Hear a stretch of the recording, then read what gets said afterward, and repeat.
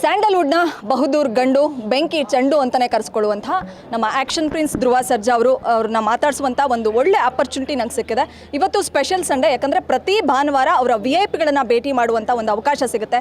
ಎಲ್ಲ ಸೆಲೆಬ್ರಿಟಿಗಳು ಅವರವ್ರ ಬರ್ಡೇಗೆ ಅವರ ಅಭಿಮಾನಿಗಳನ್ನು ಭೇಟಿ ಮಾಡುವಂಥ ಅವಕಾಶವನ್ನು ಕಲ್ಪಿಸಿಕೊಟ್ರೆ ನಮ್ಮ ಧ್ರುವ ಸರು ಪ್ರತಿ ಸಂಡೇ ಶೂಟಿಂಗ್ ಇಲ್ಲ ಅಥವಾ ಡಬ್ಬಿಂಗ್ ಇಲ್ಲ ಅಂತಂದರೆ ಅವರ VIP ಗಳನ್ನು ಭೇಟಿ ಮಾಡ್ತಾರೆ. ಈ ಕ್ಷಣ ನನ್ನೊಟ್ಟಿಗೆ ಧ್ರುವ ಸರ್ ಇದ್ದಾರೆ, ಅವ್ರನ್ನ ಮಾತಾಡಿಸ್ತಾ ಹೋಗ್ತೀನಿ.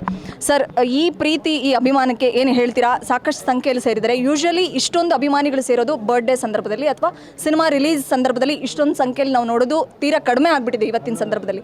ಸೊ ಏನೋ ಸ್ಪೆಷಲ್ ಇಲ್ಲ ಅಂದರೂ ಕೂಡ ನಿಮ್ಮನ್ನು ಸ್ಪೆಷಲ್ ಆಗಿ ಟ್ರೀಟ್ ಮಾಡಿ ಇವತ್ತು ನೋಡೋಕೆ ಬಂದಿರತಕ್ಕಂಥ ಅಭಿಮಾನಿಗಳಿಗೆ ಏನು ಹೇಳ್ತಾರೆ ಧ್ರುವ ಸರ್? ಇಲ್ಲ, ಯೂಶಲಿ ನಾನು ಪ್ರತಿ ಸಂಡೇ ಆಗಿಂದನೂ ನಾನು ಮೀಟ್ ಮಾಡ್ಕೊಂಡೇ ಬರ್ತಾಯಿದ್ದೀನಿ. ಕೋವಿಡ್ ಟೈಮಲ್ಲಿ ಮಾತ್ರ ಒಂಚೂರು ಸ್ಟಾಪ್ ಮಾಡಿದ್ದೆ ಅಷ್ಟೇ. ನಾನು ಏನು ನಂಬ್ತೀನಿ ಅಂದರೆ, ನಾನು ಬ್ಯಾಕ್ ಟು ಬ್ಯಾಕ್ ಸಿನಿಮಾ ಮಾಡ್ತಾಯಿಲ್ಲ. ಸ್ವಲ್ಪ ಎಲ್ಲದಕ್ಕೂ ಕಾರಣಗಳಿದೆ. ಮತ್ತು ಹಾನೆಸ್ಟ್ಲಿ 1-2 ವರ್ಷ ಗ್ಯಾಪ್ ಇದ್ದೇ ಇದೆ ಪ್ರತಿ ಸಿನಿಮಾನು. ಆದ್ರೂ ಎಲ್ಲರೂ ಮೀಟ್ ಆಗ್ತಾಯಿದ್ದೀನಿ. ಮತ್ತು ಇವ್ರುಗಳಿಂದನೇ ನಾನು ಇನ್ನೂ ಗುರ್ತಿಸ್ಕೊತಾ ಇದ್ದೀನಿ. ಅದನ್ನು ನಾನು ಯಾವತ್ತೂ ಮರೆಯಲ್ಲ. ಏನೇ ಆದ್ರೂ I am here today because of them. ಅದನ್ನು ನಾನು ಯಾವತ್ತೂ ಮರೆಯಲ್ಲ. ಆ್ಯಂಡ್